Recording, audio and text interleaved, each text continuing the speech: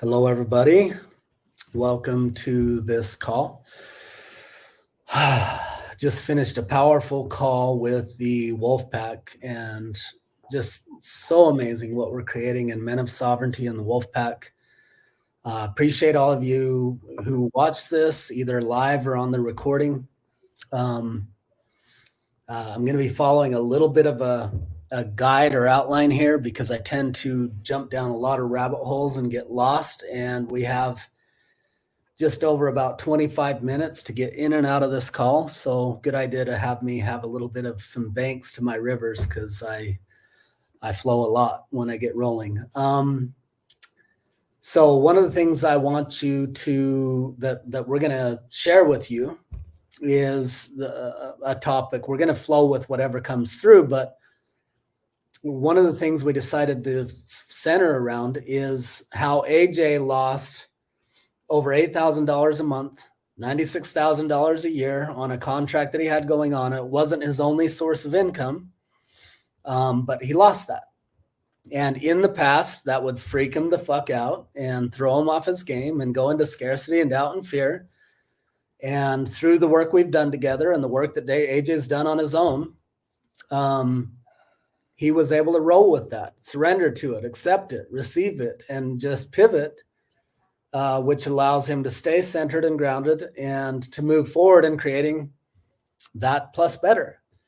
And so a very valuable tool and skill set and ability to have, or integration or way of being, to have in your repertoire, so that no matter what happens in your life, whether it's a relationship struggle or a financial struggle or anything else that might arise, that you can navigate that with ease. It kind of goes along with the lines of, rather than praying for life or God to lessen your challenges, being able to pray for the strength to navigate them with ease and grace and to stay connected and inspired and flowing, no matter what comes. And so invaluable. AJ, so grateful for you taking the time to hop on with me and share this. It blesses me because it shows the audience the impact we're having on people.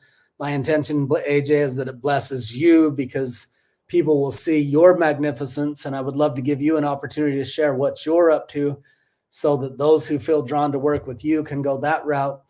And for the viewers, my intention is that this tremendously blesses your life and inspires you and empowers you with skills and tool sets and mindsets that will allow you to navigate whatever comes up in your life, to be more and more unfuckwithable, more and more free, more and more empowered.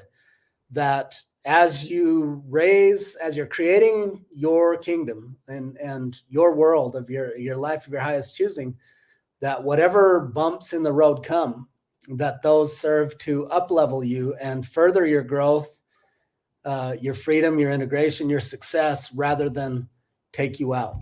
AJ, anything you want to add to that basic part of the conversation? No, I'm just excited here to be here with you, man. You've been a huge pillar, and I use that word very specifically. You have been with me, and I do say with me, through some just really hard, really intense shit, and I'm happy to get into any of that today. But you've been a huge pillar, and I've told you this before, and I'll tell everybody publicly. I don't know if I would be here without your support. Maybe God would have given me somebody else to guide me through some of the stuff that we've navigated. But for whatever reason, I feel like he gave me you, and I'm very grateful for you, and I'm excited to be here. Thank you, brother. And I will fortify that by saying one of the things that propelled me forward into being able to empower men way better than I ever have after decades, both men and women, is AJ brought to the Men of Sovereignty a challenge that he called the Iron Mind Challenge. And it was simply a commitment to a certain amount of meditation and a certain duration for a certain time frequency, amount of times we do it per day, and how long, in a certain format. And a bunch of us got in on that, and it changed the trajectory of my life. So he started off as someone that I knew on Facebook. He attended one of my live events many years ago. We hit it off immediately. We went to the Grand Canyon and we hiked out together side by side, sharing our heart of hearts in the deepest ways. And we've gone on to forge an ongoing relationship of friendship and collaboration and support. And AJ, as you have also been a tremendous blessing in my life in so many ways, and in the lives of all those in the Men of Sovereignty. So just deeply honor and appreciate and respect you at a very, very high level. Thank you so much. AJ has so much to add. Just a man that you can trust, a man that has high integrity, a man that leads with heart, a man that is very skilled, very intelligent, very grounded, very integrated, and of the highest caliber in my ranking system of men out there. Awesome. Thank you, sir. Appreciate it. And so later in the call, I want to give a moment for AJ to speak to what he does, so that if any of you feel called that are watching this, that feel called to work with AJ, he would, I highly recommend it, because he's the real deal. There's a lot of people out there doing a lot of things, and not all of them care about you. They care about your money, and not all of them have the level of integration or skill set or knowledge or love or care that a man of AJ's caliber has. So if you're watching this and AJ's offering is more suited for you than mine, I highly encourage you to at least have a conversation with him and see if that's going to be of service to you. All right, so let me tell you a little bit about me and why you would want to listen to me. And then AJ, if you can briefly tell them a little bit about you and why they would want to listen to you, not in a bragging way, but just straight up, like, this is what I'm up to, this is what I do, and this is why. So for me, I'm founder of the Wolfpack. I'm founder of Men of Sovereignty. I've been coaching for about 19 years now, long before there was a coaching industry, long before you could find a coach on every corner of Facebook. I've gone deep, I've gone far, I've gone wide, I've gone high, and I've taken a whole, like a wholeness, a rounded approach, a whole approach. Holistic, that's the word I'm looking for. A holistic approach, studying leadership and marketing and sales and business and consciousness and shamanism and Native American stuff, and expanding my capacity for mental toughness and discipline by becoming an Ironman, and just a lot of things to energetically and emotional intelligence and communications and relationships. I'm an avid student of creating the best life that I can possibly live, while having the best time that I can possibly have, while spiritually evolving to the highest place that I can possibly achieve, while assisting others to create lives that are holistic and whole and blessed tremendously. Just continually finding how to bless my life more and bless others' lives more, so I can be of the greatest service to my loved ones and to the world. So that's a little bit why you might want to listen to me. AJ, what about you? For me, I've been coaching not as long as Christopher. Part of me feels like it's been a really long time. It's been 12 years, and 12 years in the internet world's like 40. I swear to God, it feels like 40. Right? And so I've learned a lot. I know a lot of about running digital launches. I have helped a lot of experts be able to scale their business to $1 million as an expert. So I understand digital marketing highly well. And I also know that the crucial thing to all of it, beyond the marketing mechanics, is personal power. And so when I say personal power, what I mean by that is it's like this potent blend of inner strength and unwavering confidence, and also your conscious ability to shape your world however you choose to shape your world, like you being a humble creator. And so when I say creator, I don't mean the creator. I mean a part of what, for me, my frame, the creator of your reality. There's a bit of a tension. So if you dance with me, I'm going to dance in paradoxes with you often. And so the whole point for me about personal power is helping people go beyond their limitations and ultimately just leave your unique mark on the world. And that's the thing that I've been obsessed with. It's been my journey. And I've been through a lot. I've been through cancer with my wife. I've been through, not on the verge of bankruptcy, but pretty fucking close. I've been high, I've been low. I've spoken in front of thousands of people. I used to do music professionally. And so like a phoenix, I have rose from the ashes over and over and over and over and over. And Christopher has been, like I said, a pillar in helping me rise when I've back against the wall and want to blow my brains out. So that's kind of what I've done. I've done for 12 years. I've helped all kinds of people, from people starting out to millionaires. I have lived and breathed and embodied, and I'm like obsessed basically with all things personal power. So I'm always pushing my own boundaries of what that is for me, whether it's medicine journeys, whether it's group work, whether it's events, whether it's meditation. So I'm always just kind of reaching, pushing my own edge and then reaching back and helping people from what I've experienced and lived, not something I've just read out of a book. And so, that's kind of where I'm at. And I'm just really on a mission to help as many people as possible remember who they are and just create the life that they feel like they're called to create, and do it with the people they want to do it with. I love the congruency and the resonance and the similarities between us in those things that we each shared. And I think a part of what we do, AJ, is along those lines of don't pray for your burden to be less, pray for the strength to navigate it. That we help people get aligned with a life that is aligned with who they are and what they want. Then we help them stay the course and create it. And then as life brings those bumps in the road, we help them, rather than that sweeping them off their feet and sending them in a downward spiral where they're just taken out. It's about being less and less impacted by those bumps, and by recovering faster and faster, and by even ultimately utilizing that energy that came at them in an Aikido way to actually fuel their success. Yes. Does that all feel resonant? Yeah, 100%.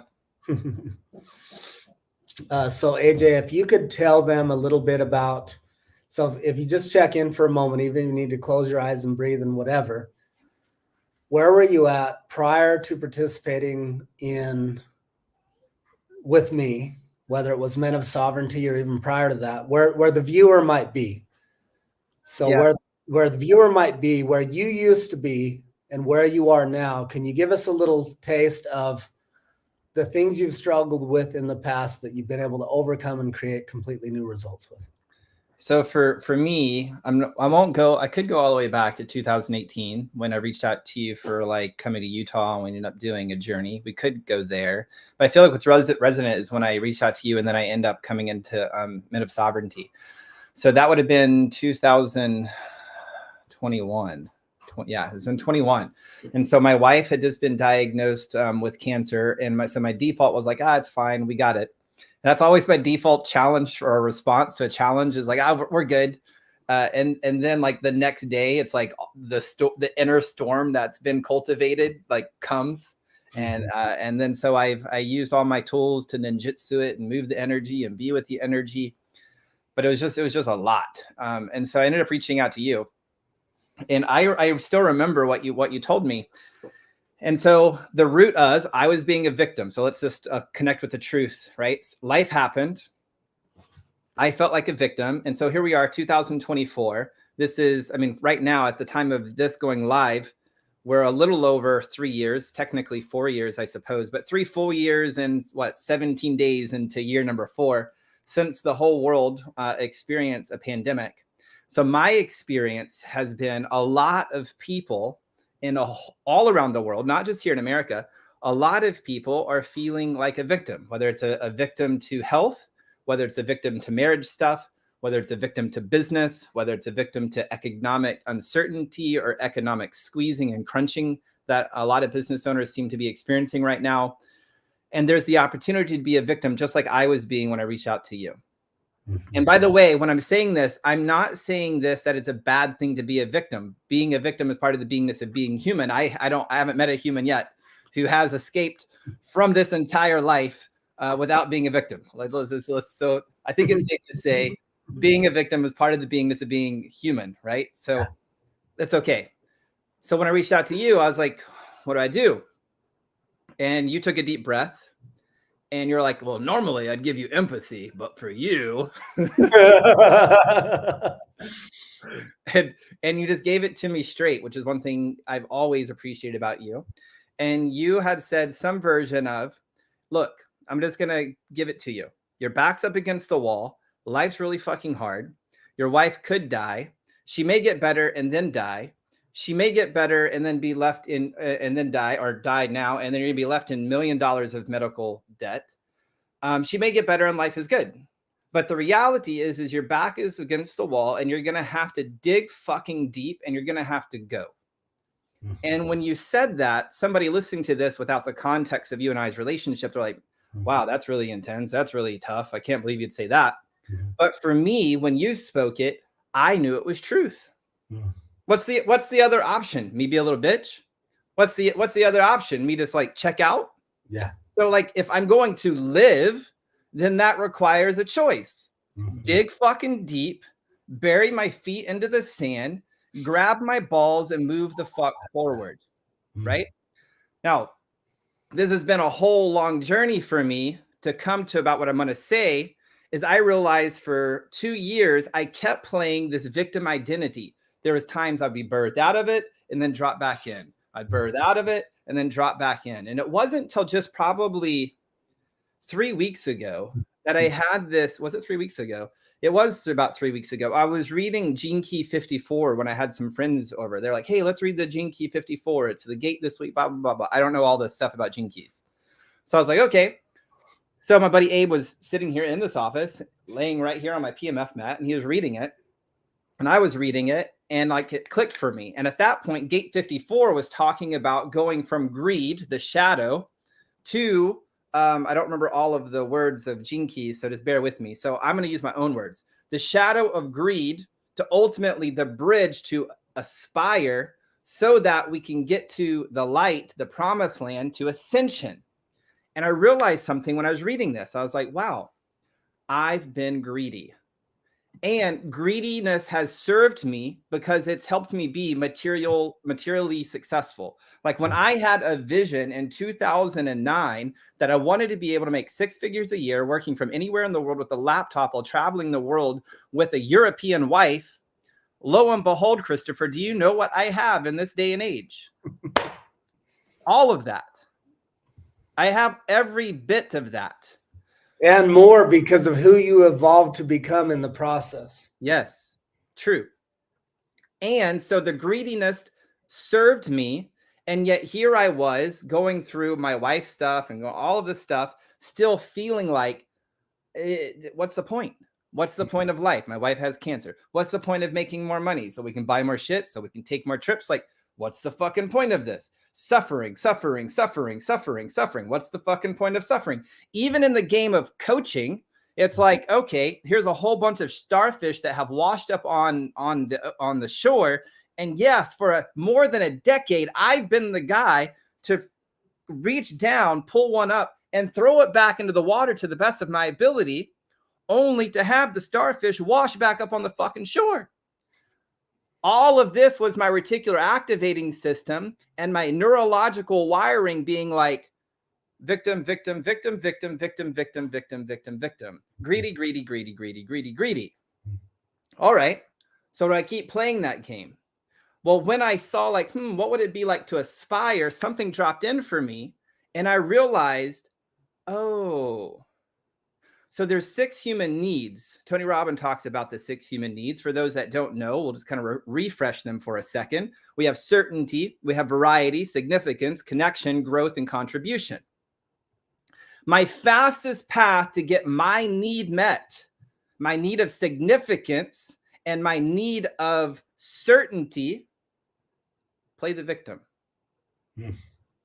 Play the fucking victim. It's a lot safer. Because at least if I'm a victim, I can feel all angry and beat my chest like a gorilla. And now I feel at least a sense of control and certainty. Now, granted, it's greedy. Granted, it's rooted in the shadow. Granted, it's helped me on this spiritual journey that I'm talking about for a second. But I feel significant. But the moment I stop doing this, then I don't feel significant. And it's just a fucking loop. So then there was a choice. Do I allow myself to continue choosing to be the victim because it's the surest way that for so many years I learned how to get my needs met of significance and certainty? Because in the upbringing I grew up in, which I'm not going to go into that right now because I don't want to throw anybody under the bus, I felt insignificant internally. Mm-hmm. Even though my coping mechanism was to become a high achieving producer, Mm-hmm. there was a gap between how the market or the world perceived me and how I perceived myself to be. And the only way that I knew how to do this with my conditioning was be the victim. So once I chose to aspire to something beyond that, then something else was possible, which was, well, what if I just chose to be of service? Mm-hmm.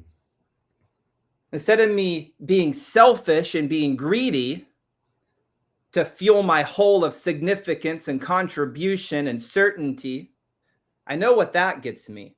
What if I have enough courage to just let that go? So that there's a new possibility, which is I can aspire to be of service. Mm-hmm. Now, here's what I'm finding on the other side of this. The same needs are met: contribution, significance, connection, certainty, uncertainty, a fuck ton of uncertainty. All of my needs are being met, but this time it's not from the shadow of greed. Mm-hmm.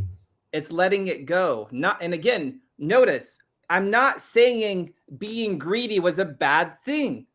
Mm-hmm. I've coached so many amazing human beings who lived in a place of resistance of, I don't want to be greedy.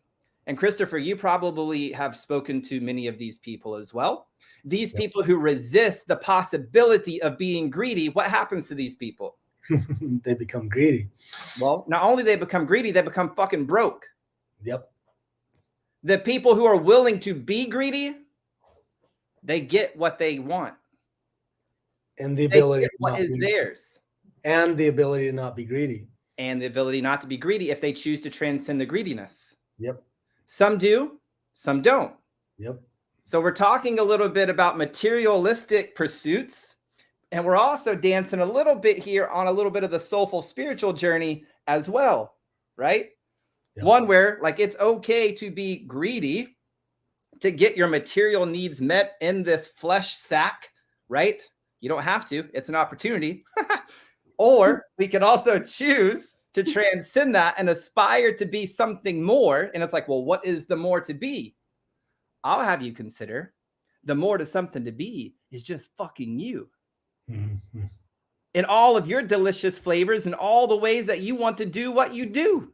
Mm-hmm. And it's probably vastly different than me and Christopher. Mm-hmm. Mm-hmm. But this is the gift. And when you get this, you can see that you don't have to be greedy. You can let it go, not live in resistance, because what you resist persists. So if I'm resisting, I don't want to be greedy. I don't want to be greedy. I'm telling you, you're going to be broke. So you might as well embrace the spectrum. I have the possibility and the potentiality to be greedy. I have the potentiality of being at service. I have the complete potentiality to set this world on fire and destroy it, just like you do. And I have the potentiality in me to also be of service and completely help as many human beings as I possibly can along the way. Knowing with exact humility that, of course, I'm not going to relieve all suffering. Mm-hmm. I'm just going to do my part, to do my part, to do my part. And that's about all I can do, because alleviating suffering is just another shame response where I'm trying to be bigger than I am. I'm just a limited human being, but I'm also unlimited in this thing that we call the soul that's kind of in this vessel. Just like it is for you. Mm-hmm. So this is where I'm at, Christopher. A long-winded response of how I got started in Men of Sovereignty and the fruit that it's yielded for me thus far. So that makes sense, because I feel like I rabbit holed a lot. That was powerful. It was beautiful, and I loved it. I loved every minute of it. So you have a hard stop in 5, yeah? Let me send a message and see if I can push it. So you ask your questions, and I'll multitask for a second.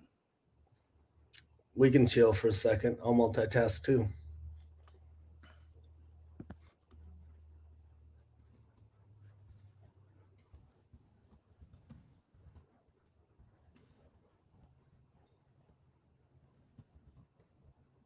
Okay, I just see if I can get 15 more minutes. Well, welcome to the Facebook Live for those who are just tuning in. We are sitting here handling some logistics. While you watch. Feel free to check the replay.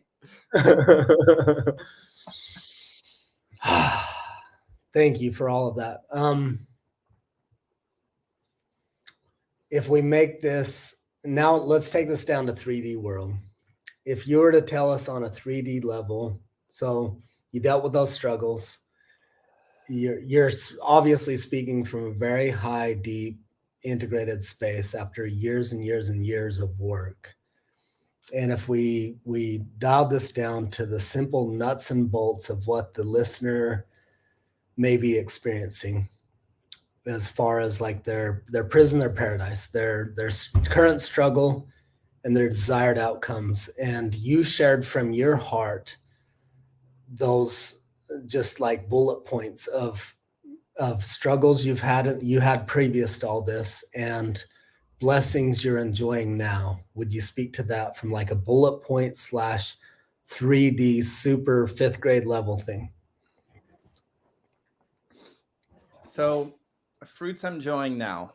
Number one, realizing the only thing I have control over is my response to this moment. Mm-hmm. So if life is intense for you right now, it's okay. I'm not negating it. It's intense. Or maybe it's not intense. Maybe it's just a little difficult. You know, there's varying degrees on the scale of intensity.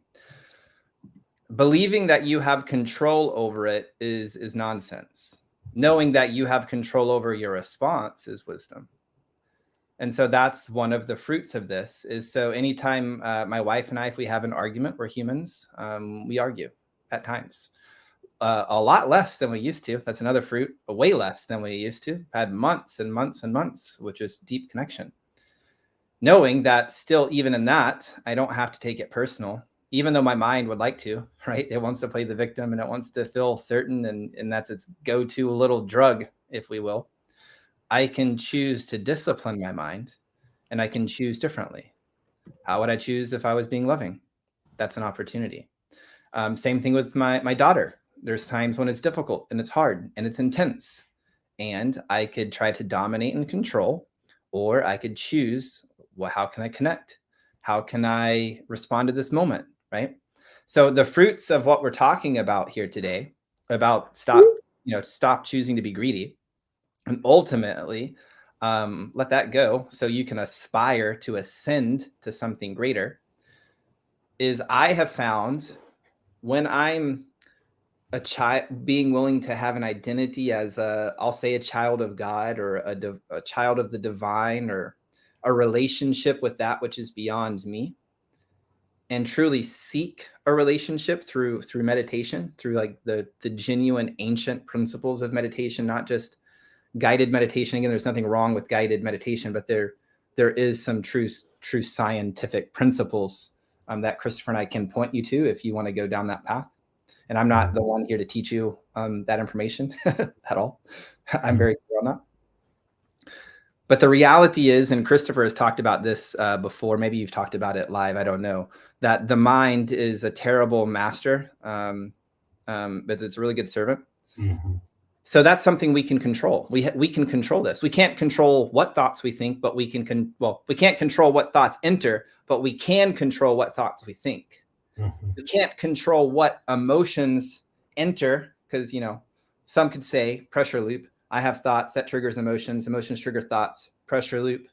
I'm on a little bit different, maybe of a belief system, which yes, that exists, and pretty darn certain, and science points to this, that this body, this little meat sack, hold on to memory. And sometimes I think maybe it just lets some shit go every now and then that stirs up some emotion without even thoughts happening. Seems to happen for me. But I'm still the feeler of those emotions. I'm still choosing how I choose to respond, whether I'm resisting, whether I'm indulging, whether I'm finding that straight and narrow. And the fruit for me is going from a place of realizing I used to resist being a lot of things, and then I came home to the possibility of being the entire spectrum, which opened up my heart to connect at a deep level with any human being I've ever encountered, whether they're good or bad or indifferent. To a place where I became sovereign, meaning, what is it I choose? no right or wrong. What is it I choose based upon my value hierarchy, and how do I choose to be in integrity and in unconditional love with that value hierarchy of mine?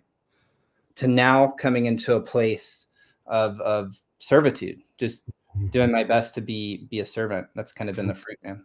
Beautiful. Is your health thriving? Yeah, my health is very much thriving. I'm working out 5 days a week.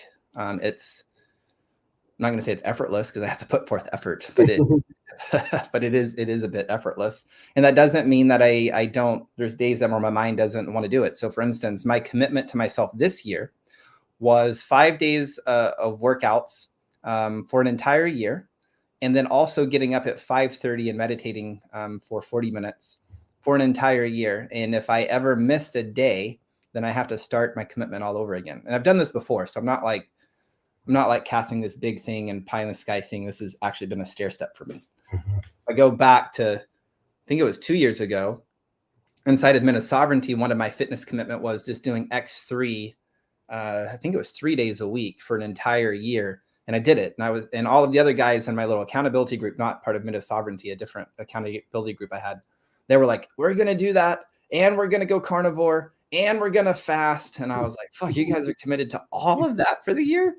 And they're like, yeah. And I'm like, are you sure? Yeah. And I was like, okay, well, I'm just going to be a loser, I guess, and just commit to You're the only one that followed through. I was the only one who followed through.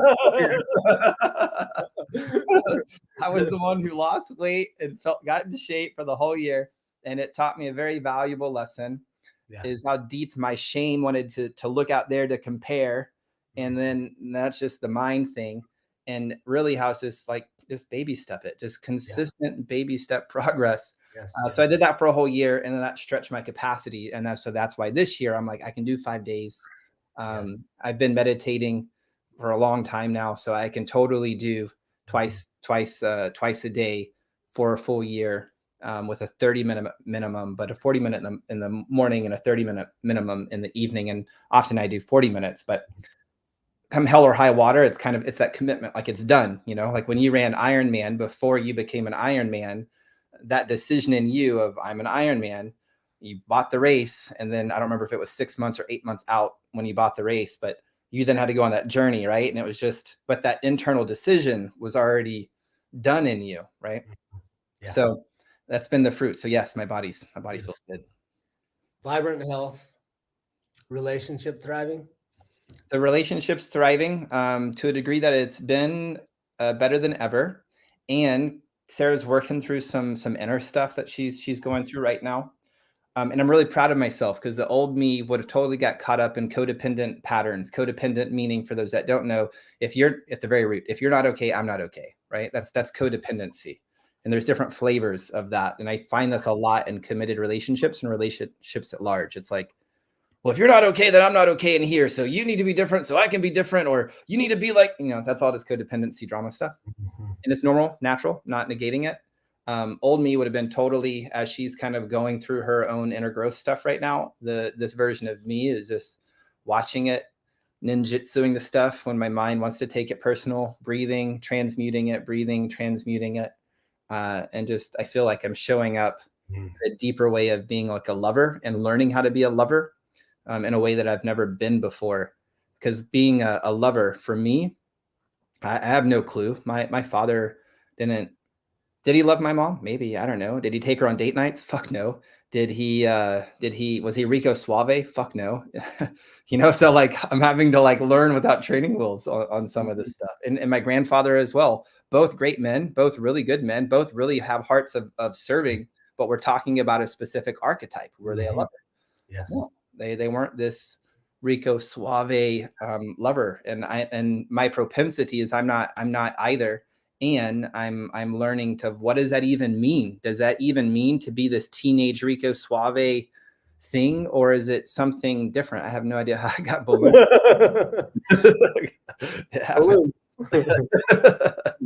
And so, yeah. And so that's kind of where I'm at right now in relationship to marriage. Thank you for sharing. So finances, old experience, new experience. Old experience would have been my identity is tied to the ups and downs of the business, meaning If the business is up, then my spirit is up. If the business is down, then my spirit is down. My new identity is the business has its own thing. And so right now, because I just lost out on $96,000 worth of contract work just like a week before Christmas, it's the 17th of January, and in the pipeline, I have a $30,000 deal that should pay out by the end of February. I have a potential $5,000 thing I'm talking about here in another 5 or 10 minutes when we get off of this.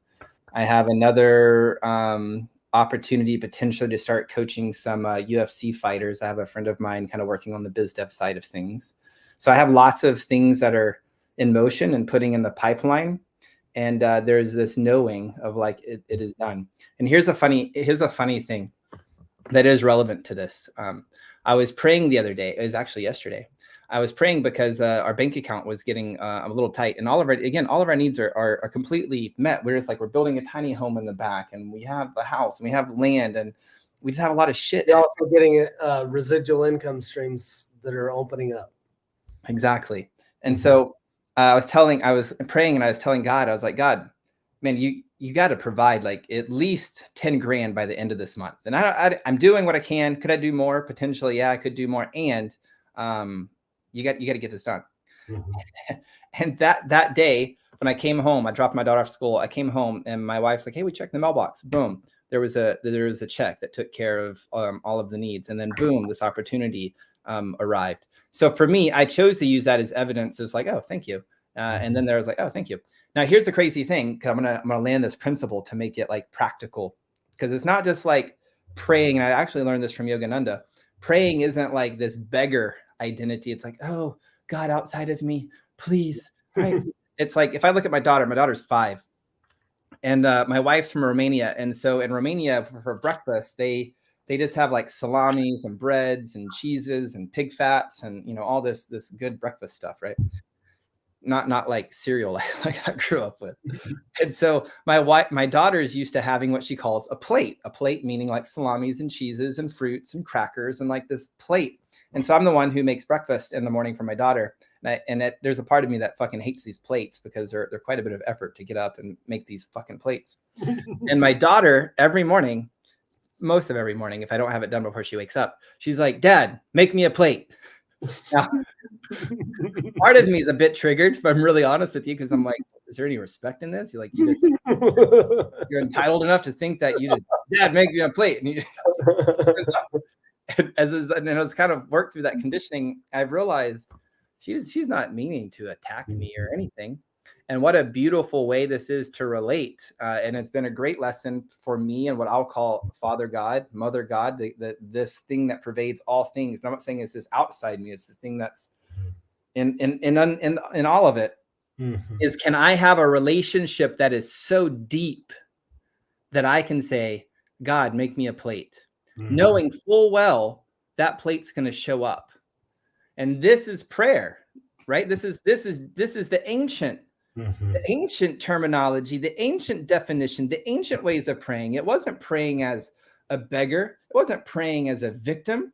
Mm-hmm. It was a decree. It was a prayer because there was a relationship. Mm-hmm. There's mutual trust and respect. Mm-hmm. And my daughter has mutual trust and respect where she knows, Dad, make me a plate. She knows he's hungry. Dad's going to provide some food, or Mom's going to provide some food.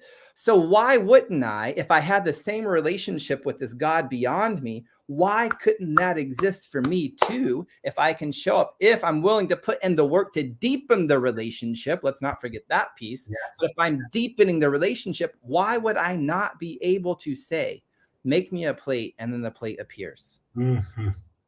Yes, yes, yes. Thank you, thank you, thank you. So finances, you're more stable than ever internally, which automatically matches outside, and more different types of revenues. And it's an evolution, but you're stable inside, which is the key. Yep. I'm very stable outside, and we still same with health. Yeah. Sounds like relationships and parenting and spirituality. Are you more connected spiritually than ever before in an integrated way? I 100% feel more spiritually connected than I ever have in my life, for sure. Mm-hmm.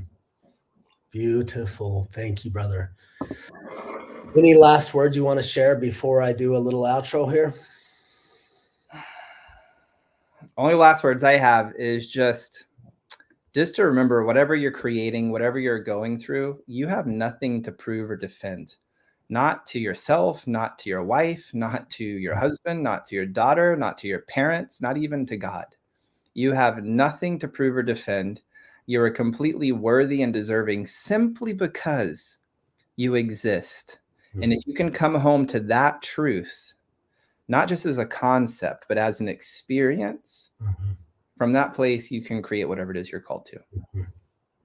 Such a beautiful message. So many beautiful messages you've shared today, brother. Thank you. Thank you. So for those of you still watching or watching the recording, thank you for joining us. AJ is one of my all-time favorite humans. You can tell that he's gone to very deep places and done very tremendous levels of work. He is a beautiful example of a man evolving into the greatest version of himself every day. And I know him as a man who's committed to continuing to do that ongoing, as am I. Students of life, students of all of it, right? And so it's been such an honor, AJ. For those of you watching, though, I'll share my future vision. And I imagine AJ's has got some similarities and some differences. But my intent in bringing AJ on is to further my purpose in blessing those that choose to be committed in ever evolving into the greatest version of themselves, creating the best life for themselves and their loved ones possible, and helping as many others as possible to do the same. And that we create lives where, I saw some stats this morning from one of my copywriters that by the year, I only read them once, so I'm not going to do a great job, but by the year 2026, I think it was, the rate of change will be 10 times higher than it is today. And by the year 2040 or something, it's like 100 times higher. And so we're up against a time with politics and AI and all the things that are going on where change we're going to have to be able to pivot and stay in center at a greater capacity than ever before. And it's my desire to leave a world for my children that I'm glad I left that world for them. And that's what I'm up to. I believe AJ is very much congruent with that, however his flavor is. And so we're helping men and clients, women in different offerings to become their greatest version of themselves, thrive in their health, their spirituality, their finances, their relationships, and to be able to navigate whatever arises from a place of power, clarity, and inspiration, to be able to, through the guidance of God, through the connection with inspiration and the integration of the greatest version of themselves, navigate whatever may come and pivot as needed to live lives of service and to provide communities and a lifestyle and experience for our children, our wives, our brothers, our loved ones, where we don't worry about like the times of old plus better, meaning like when the kids could play out till the streetlights came on and come home. My future vision is that my kids could go out any time of day, and if they were gone for all day or a couple days, that the people that live around me and the world that I live in, that just like the Tarahumara Indians that I visited in Mexico, they let their children at the age of 5, if they go wandering and they're back within 2 days, parents are fine. That's what they have existing in their reality. And I'm creating a reality for myself, my family, my loved ones, and helping others to do the same. And I hope you join us. If you watch this and you're not a part of the Wolfpack community, please join it. It's a free resource to help us all evolve into the greatest versions of ourselves and create a world that our children, that will be glad our children are inheriting. And if you are inspired by what AJ shared with us today and feel a resonance with him, please reach out, friend him, message him. And if you feel deeply drawn to having him assist you, ask him, connect, talk it through, see if it's a fit. So thank you, AJ. Thank you, viewers. Have an amazing rest of the day.